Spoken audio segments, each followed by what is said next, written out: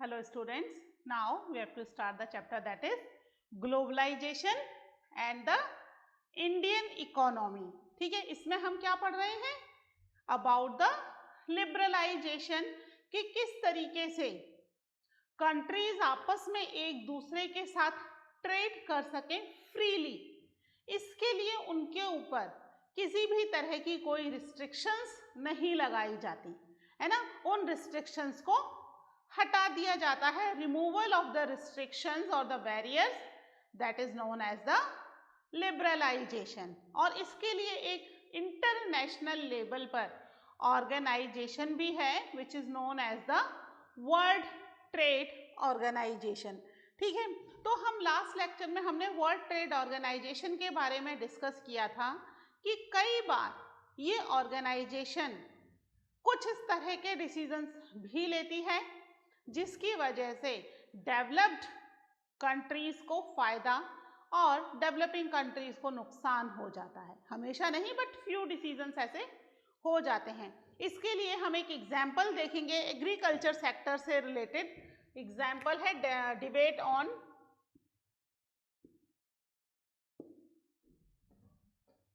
Trade practice.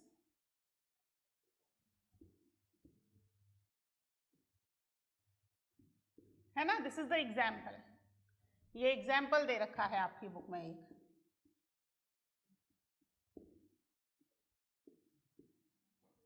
ठीक है, अब ये एग्जाम्पल किससे रिलेटेड है? It is related to the agriculture.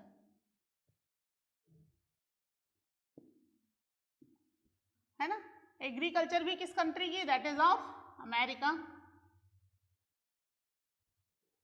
America के अंदर आपको याद होगा, आपने पहले पढ़ा थे I think in the 8th class, comparison between the USA farms and the Indian farms.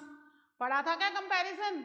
याद आया? कुछ नहीं याद आया? चलिए कोई बात नहीं, मैं याद दिलाती हूँ। अमेरिका के जो फार्म्स हैं that farms are very big. India में जहाँ 2-2.5 एकड़ के फार्म होते हैं मैक्सिमम, है ना, हमने यही पढ़ा है ना कई बार, 2.5 एकड़ 3 एकड़ के फार्म होते हैं मैक्सिमम। बड़े भी होते हैं बट मैक्सिमम लोगों के पास इतने ही फार्म होते हैं बड़े। 2.5-3 एकड़ के फार्म है जहाँ लोगों के पास। वहीं अगर हम अमेरिका की बात करें, यूएसए की, तो लोगों के पास 250 एकड़ के फार्म होते हैं। 2.5-3 नहीं, 250 एकड़ के फार्म होते हैं। ठीक है, हमारे यहाँ टेक्नोलॉजी पुरानी है, दे यूज न्यू टेक्नोलॉजी। हमारे यहाँ का फार्मर जो है दैट इज इलिटरेट, नए प्रोग्राम्स पॉलिसीज के बारे में कुछ ज्यादा पता नहीं होता। एंड अमेरिका के farmers they are highly educated, literate हैं वो, है ना। हमारे यहाँ की कंट्री जो है that is a developing country, America is a developed country. ठीक है, हमारे यहाँ जो है लगभग अभी भी 40 से 50% के आसपास population it is involve in the agriculture. और अमेरिका में जो है कितनी पॉपुलेशन है? 0.5% population it is involve in agriculture.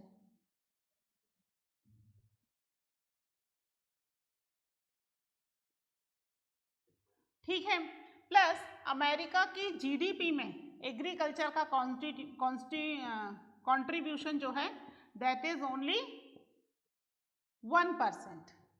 ठीक है, केवल 1% ही है अमेरिका का एग्रीकल्चर की तरफ से जीडीपी में, जबकि पॉपुलेशन 0.5% ही है which is involve in the agriculture.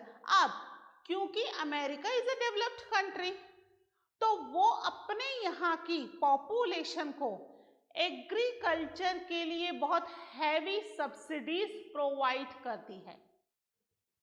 ठीक है, सीड्स बहुत ही सस्ते या फ्री में, फर्टिलाइजर्स, पेस्टिसाइड्स सभी के प्राइसेस बहुत लो, है ना, या कई बार फ्री में ही है कि भाई सीड्स और फर्टिलाइजर्स पर कोई पैसा नहीं है, फार्मर्स के लिए फ्री ऑफ कॉस्ट है। इस तरीके से बहुत हैवी सब्सिडी कर दी। फिर उसके लिए जो यूज होने वाले इक्विपमेंट्स हैं, है ना, ट्रैक्टर, हार्वेस्टर, विनोइंग, ठीक है, इन सब के ऊपर भी गवर्नमेंट ने सब्सिडी दे दी। ठीक है, आप ट्रैक्टर लो, इस ट्रैक्टर के ऊपर 50% सब्सिडी गवर्नमेंट देगी, यानी ट्रैक्टर की प्राइस कितनी रह गई, 50% ही रह गई, बाकी की गवर्नमेंट पे करेगी अगर आप ट्रैक्टर खरीद करके एग्रीकल्चर करते हो तो। ठीक है, तो इस तरीके से वहां के फार्मर को एग्रीकल्चर करने में जो उनका पैसा खर्च हो रहा है वो बहुत ही कम हो रहा है comparative to the other developing countries like India, है ना। इंडिया का फार्मर तो सीड्स खरीद रहा है, गवर्नमेंट सब्सिडी देती है, but that is not as much high subsidy as much America provide, है ना। अमेरिका ने तो कर दिया 90% सब्सिडी है भाई, 10% आपको चार्जेस पे करने हैं, है ना। जहां पर सीड्स आपको 10,000 के पड़ रहे हैं आपको 1,000 रुपए में मिल जाएंगे, बाकी तो गवर्नमेंट पे करेगी।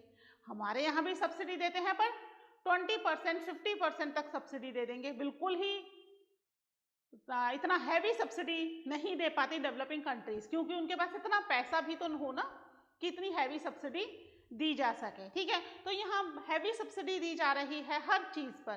तो यहाँ पर अब जो कॉस्ट है एग्रीकल्चर प्रोडक्ट की एज अ फार्मर उनको बहुत ही सस्ती पड़ रही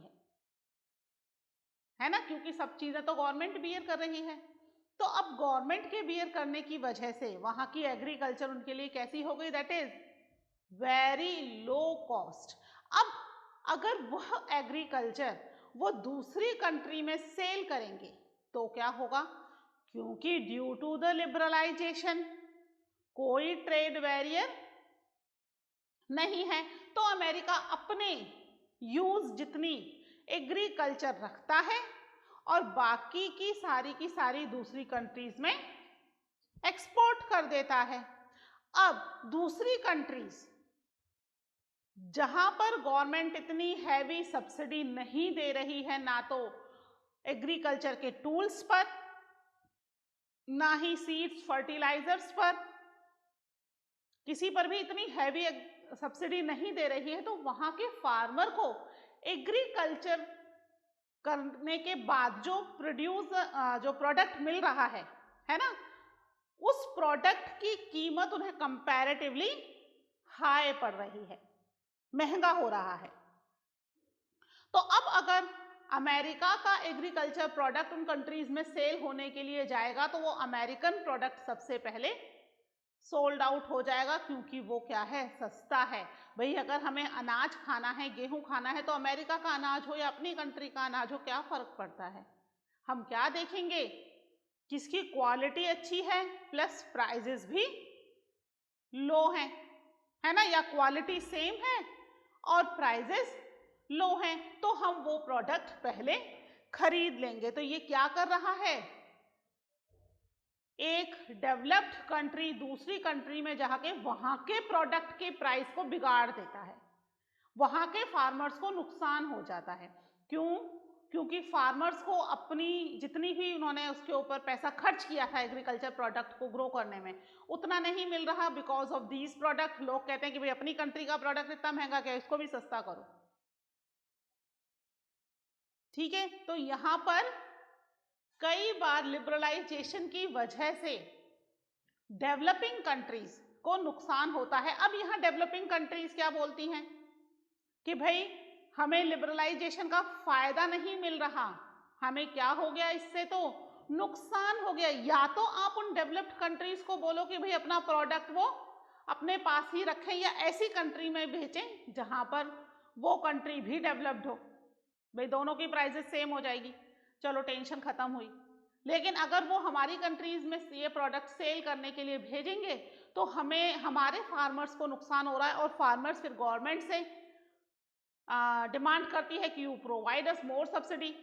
उनका प्रोडक्ट सस्ता और हमारा महंगा इसीलिए है because of the government policy, government उनकी सब्सिडी प्रोवाइड कर रही है, हमारी इतनी नहीं कर पा रही, तो प्रोडक्ट के प्राइसेस में फर्क आ गया। वहां के लोगों को इतना फर्क नहीं पड़ता, एग्रीकल्चर प्रोडक्ट के प्राइसेस उनके बहुत ही लो हैं कंपैरेटिवली। ठीक है, तो ये जो है बेसिकली इसकी वजह से जो लिबरलाइजेशन है, कई बार ये लिबरलाइजेशन कुछ कंट्रीज के लिए बहुत ही नुकसानदायक हो जाता है, बहुत ही परेशानी का कारण बन जाता है। ठीक है, आप इसको एक बार अपनी बुक में से पढ़ लेना पूरा। वर्ल्ड ट्रेड ऑर्गेनाइजेशन के साथ ही इसको दे रखा है कि किस तरीके से वर्ल्ड ट्रेड ऑर्गेनाइजेशन भी क्या कर रहा है, पुश कर रहा है डेवलपिंग कंट्रीज को टू लिबरलाइज द ट्रेड, कि आपको ट्रेड लिबरलाइज करना ही पड़ेगा। और लिबरलाइज करने की वजह से, ये तो एक एग्जाम्पल है एग्रीकल्चर प्रोडक्ट का, ऐसे और भी बहुत सारे प्रोडक्ट्स हैं। अब हमारे यहाँ देखो चाइनीज मोबाइल सस्ता है, इंडियन मोबाइल जानते ही नहीं होंगे शायद आप इंडियन मोबाइल्स कौन से हैं भी तो महंगा है ना। कंपैरिजन करते ही हम किसको चूज करते हैं, चाइनीज को। चाइनीज ने कोरोना भेजा, हमने उसको भी एक्सेप्ट कर लिया, लेकिन इतनी सब परेशानी के बावजूद भी सामान जो हम मार्केट से परचेज कर रहे हैं दैट इज चाइनीज प्रोडक्ट, है ना, उसके बावजूद भी हम कौन सा मोबाइल ला रहे हैं, चाइनीज मोबाइल, क्योंकि वो हमारी रेंज में है विद द गुड फीचर्स, है ना। क्यों है, क्योंकि वहां पर लेबर कॉस्ट हमारे यहाँ से भी ज्यादा कम है due to the liberalization. India में एंटर होने पर कोई टैक्स बैरियर्स, कोई भी रिस्ट्रिक्शंस नहीं है, तो यहाँ के ट्रेडर्स उसे मंगवा कर यहाँ पर कम प्राइस में वो आराम से मार्केट में सेल हो पा रहा है ना। प्रोडक्ट वही है, कॉस्टिंग का फर्क आ गया। और पब्लिक किस कॉस्टिंग को प्रेफर करती है भाई, कंट्री में रिच पीपल लिमिटेड हैं, mostly people either middle class और पुअर क्लास, तो वो तो वही चीज प्रेफर करेंगे जिसकी प्राइस थोड़ी लो हो, है ना। तो आप इसको एक बार देख लीजिएगा, ठीक है। फिर हम देखते हैं आगे नेक्स्ट टॉपिक को।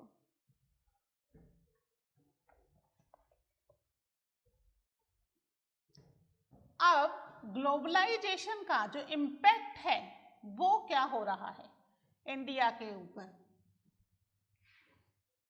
है ना। इंडिया ने काफी टाइम तक ट्रेड बंद रखा, ट्रेड ओपन करने के बाद बहुत तेजी से इंडिया में इंपोर्ट और एक्सपोर्ट दोनों ही बहुत तेजी से बढ़ना शुरू हो गए, ठीक है। अब हम देखते हैं इम्पैक्ट ऑफ ग्लोबलाइजेशन।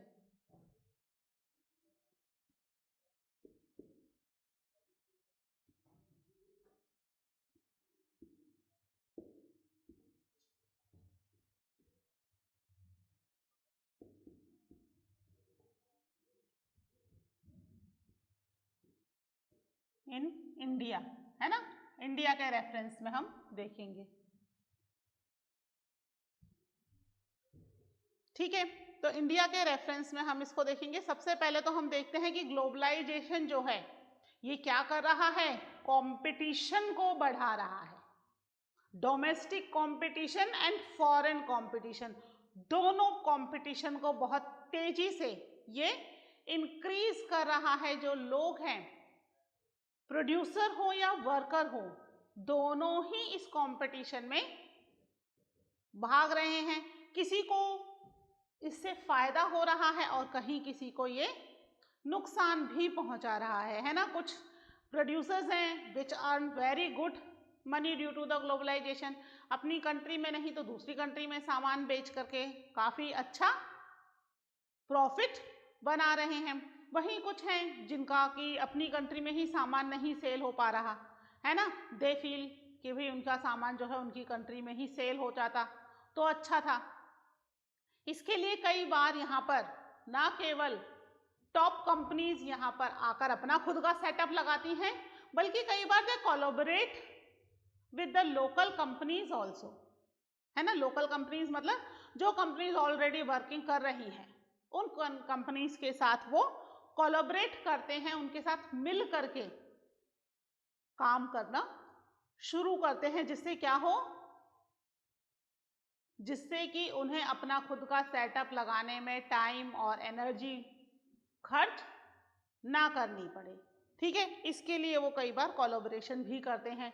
इंडिया में जैसे ही ट्रेड बैरियर्स हटाए गए और लिबरलाइजेशन शुरू हुआ तो इंडिया में बहुत सारी एमएनसी सेटअप होना शुरू हो गई, ठीक है। काफी लोगों ने बहुत अच्छा खुलकर इन्वेस्टमेंट इंडिया में किया, इंडिया के पास काफी फॉरेन इन्वेस्टमेंट आया। और अभी भी आ ही रहा है, अभी भी काफ़ी सारी कंपनीज इंडिया में नई शुरू होने की बातचीत चल ही रही है। तो ये ऐसा क्यों है? इसका मतलब इंडिया में इन्वेस्ट करना उन एमएनसीज के लिए प्रॉफिट की बात है ना, कि अगर वो इंडिया में इन्वेस्ट करती हैं तो उन्हें प्रॉफिट होगा, है ना। इसके कुछ हम पॉइंट्स देखते हैं कि क्या क्या इम्पैक्ट है और क्या फायदा हो रहा है। ठीक है, पहले हम देखते हैं ग्लोबलाइजेशन से प्रोड्यूसर और इन सबको क्या फायदा हो रहा है। ठीक है, ग्लोबलाइजेशन क्या कर रहा है? Globalization and greater competition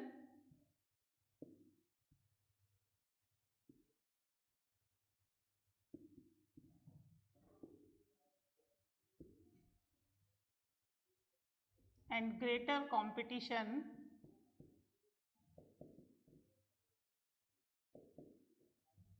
among producer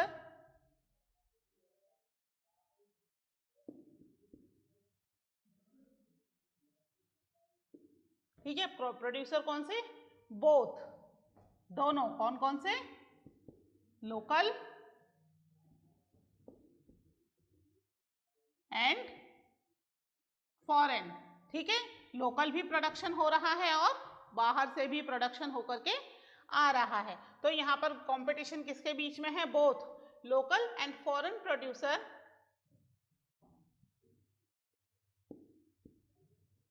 has been of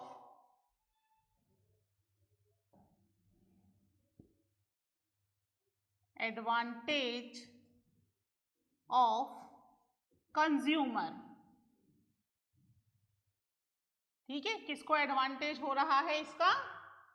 consumer को इसका एडवांटेज हो रहा है, particularly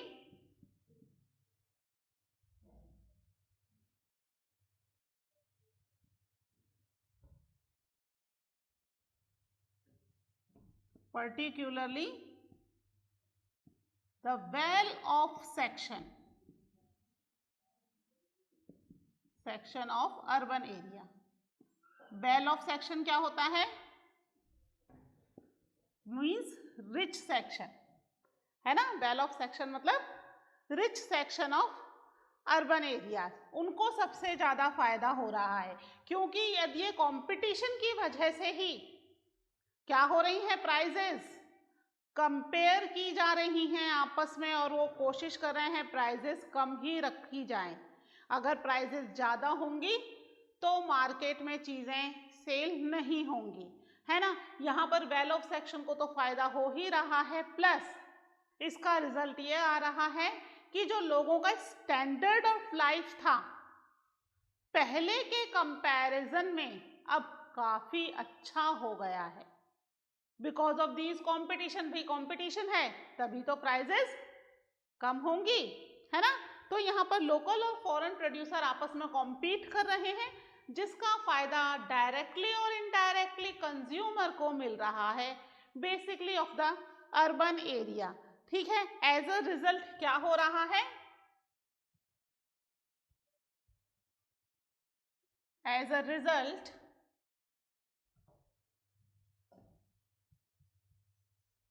people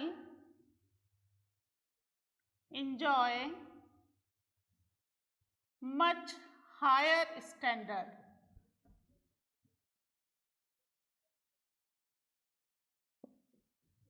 much higher standard of living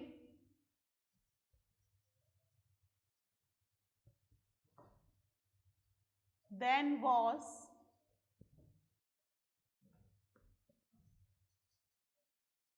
possible earlier। ठीक है, इसकी वजह से हाई स्टैंडर्ड ऑफ लिविंग हो पा रहा है जैसा कि इस समय पॉसिबल है, बिकॉज ऑफ दिस कंपटीशन, है ना, ग्लोबलाइजेशन की वजह से। क्योंकि अब कंट्री में किसी अपनी पर्टिकुलर कंट्री का प्रोडक्ट तो है ही नहीं, है ना, कि भाई इंडियन प्रोडक्ट ही है खाली, कोई दूसरा प्रोडक्ट मिलेगा ही नहीं। यहाँ तो क्या हो रहे हैं, बहुत सारी कंपनीज के प्रोडक्ट हैं, and now consumer compare it करेगा तो क्या करेंगे, वो किसका प्रोडक्ट खरीदेंगे?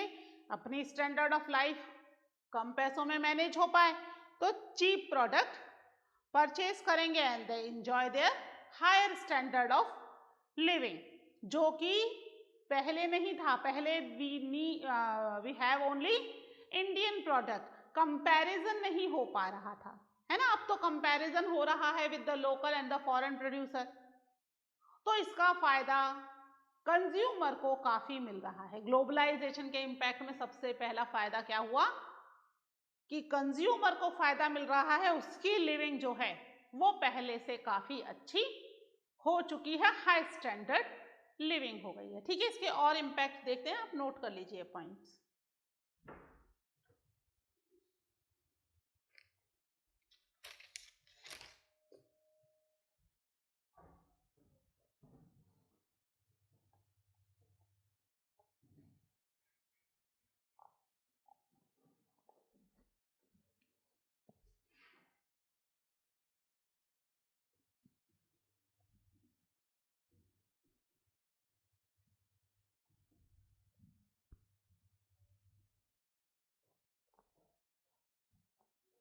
ठीक है, तो अब इसमें फायदा किसको नहीं हो रहा?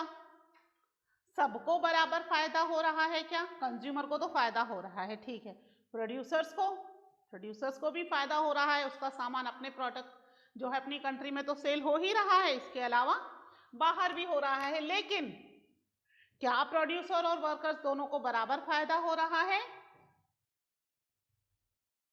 Among producers and workers did not enjoy same impact of globalization. ठीक है, इन दोनों के ऊपर ग्लोबलाइजेशन का बराबर असर नहीं पड़ रहा है। क्यों नहीं पड़ रहा है? क्योंकि प्रोड्यूसर जो है वो तो अपना प्रॉफिट निकाल के काम कर रहा है, बट वर्कर्स के लिए कई बार कुछ ऐसी पॉलिसीज आ जाती हैं जिसकी वजह से वो इतना फायदा, जो ग्लोबलाइजेशन का फायदा उसको होना चाहिए था, वो फायदा नहीं हो रहा। क्योंकि यहाँ पर सबसे पहली कॉस्ट कटिंग जो है वो वर्कर्स के वेजेस में की जाती है। भाई रॉ मटेरियल तो खरीदना ही पड़ेगा, दैट इज नेसेसरी, मशीनरीज भी लेनी पड़ेंगी, है ना। तो अब प्राइजेस किसके कम किए जाएं? वर्कर्स के प्राइजेस कम किए जाते हैं, जिससे कि क्या हो, प्रोडक्शन की कॉस्ट कम आए। तो इसमें फायदा वर्कर्स को इतना नहीं हो रहा जितना होना चाहिए था। इंडिया के अंदर फॉरेन इन्वेस्टमेंट काफी बढ़ा है ना। इसका मतलब इंडिया में फॉरेन इन्वेस्टमेंट से लोगों को फायदा हो रहा है। नॉट ओनली द इंडियंस, जो इन्वेस्ट कर रहे हैं उन्हें भी फायदा हो रहा है ना। तो इसके कुछ रीजंस हैं, that is the reason the foreign investment in India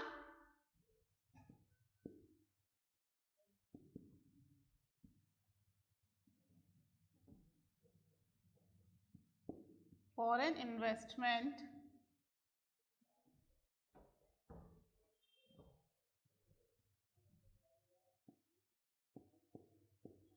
in India has been increased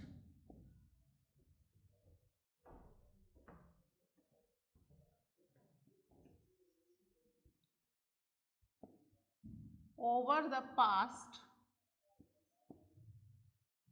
20 years, है ना। जब से ट्रेड बैरियर्स हटाए हैं उसके बाद से इंडिया में जो है वो फॉरेन इन्वेस्टमेंट कंटिन्यू बढ़ता चला जा रहा है।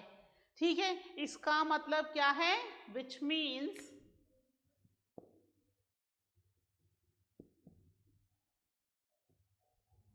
Investing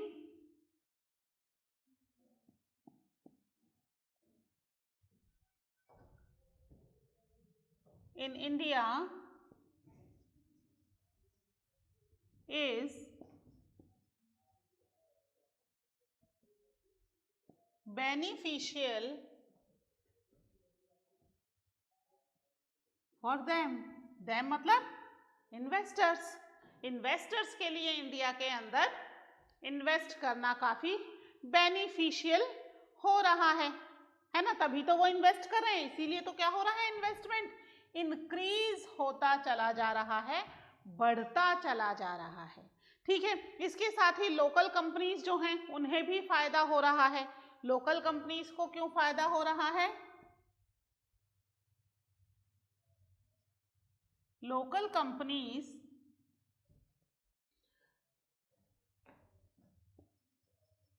supplying raw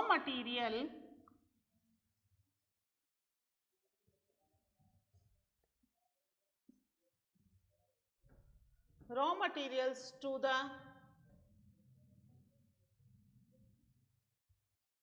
industries have prospered। ठीक है, अपना raw material local companies supply कर रही हैं इन फॉरेन कंट्रीज को, जिससे ये कंट्रीज क्या होती जा रही हैं, टू दीज इंडस्ट्रीज। ठीक है, to these industries have prosper, जिसकी वजह से ये इंडस्ट्रीज कंटिन्यू प्रॉस्पर, यानी कि और भी ज्यादा तरक्की करती चली जा रही है, और भी ज्यादा वेल्थ और नाम सब कुछ कमा रही है। ठीक है, यानी कि यहाँ पर कंटिन्यू इन्हें फायदा हो रहा है। इसके अलावा कुछ टॉप कंपनीज भी हैं कंट्री में, जो भी क्या कर रही हैं, यहाँ पर इन्वेस्ट करके अच्छा फायदा अर्न कर रही हैं, है ना। Secondly, several top Indian companies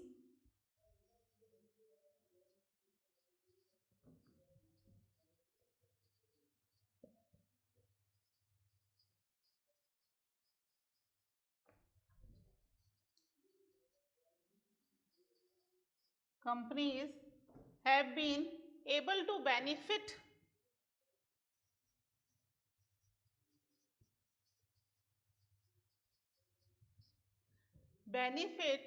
from the increased competition।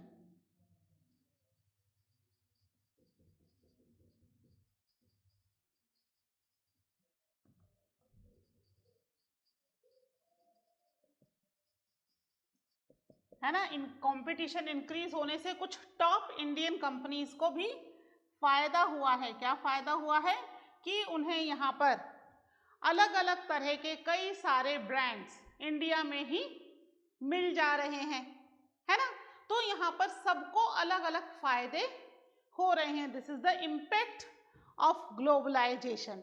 ठीक है, इसके अलावा ग्लोबलाइजेशन कई सारी नई अपॉर्चुनिटीज भी क्रिएट करता है। ठीक है, जॉब के लिए, इन्वेस्टमेंट के लिए। ठीक है, तो यहाँ पर आप इसको नोट कर लीजिए, फिर इसके आगे के एक दो पॉइंट्स और हैं वो मैं आपको नोट कराती हूँ।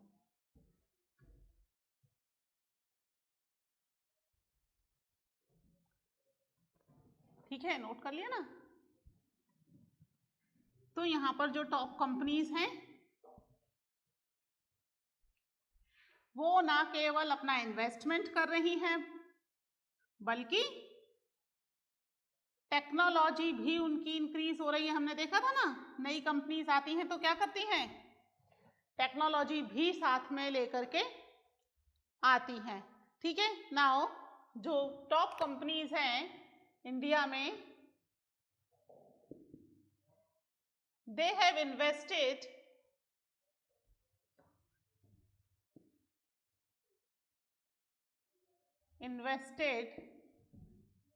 in new technology। ठीक है,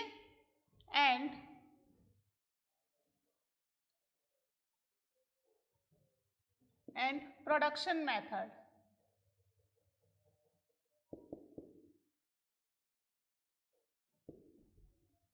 and raise their production standard।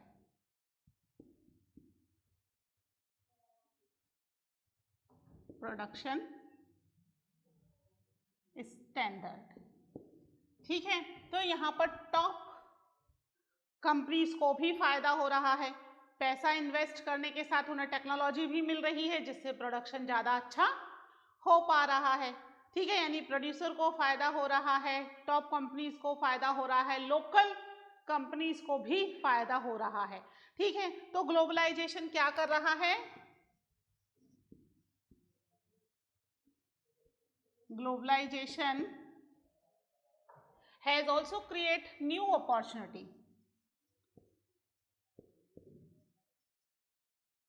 Also created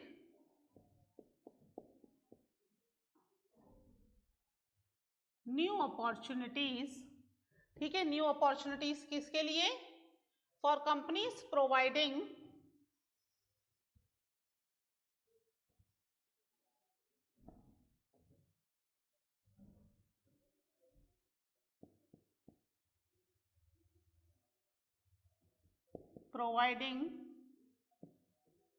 services particularly, कौन सी सर्विस ज्यादा सबसे ज्यादा हेल्प कर रही है? Those involved in